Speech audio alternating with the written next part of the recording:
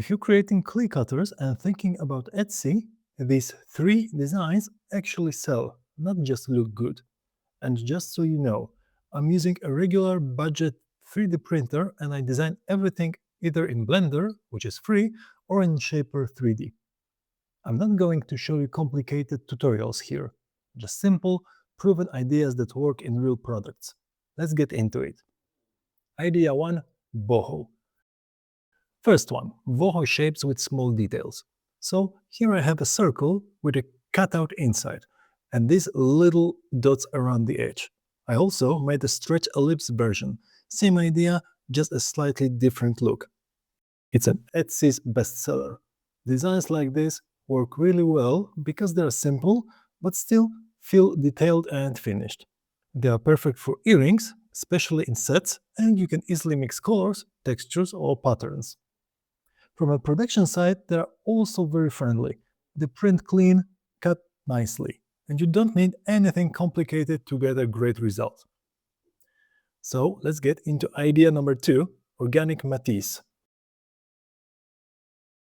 Next, organic shapes, inspired by that matisse style. These I usually draw by hand on the iPad, so every shape feels a bit different and more natural. I use Affinity Designer app on iPad. You can check it out on my tutorials as well. And that's exactly why they work so well. Even if you use the same cutter, every finished piece looks unique. For handmade jewelry, that's a huge advantage. People don't want perfect symmetry, they want something that feels organic and personal. These shapes are also very flexible. You can scale them, combine them, and build entire collections around one idea. So let's get into idea number 3, flowers. It's my evergreen. The third one, probably the most underrated, simple flower shapes. Here I have few variations, a more elongated flower, a classic simple one, and also a stem version for adding texture. And honestly, this is the kind of design that just always works. It's easy to produce, easy to use, and perfect for beginners. But at the same time, you can scale it into full product lines. Different sizes, different sets, layered designs as well.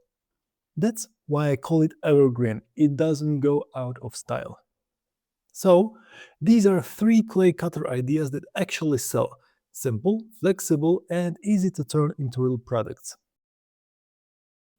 Here you can see how these designs look as finished products directly on my website. Simple shapes, but they work really well in real jewelry.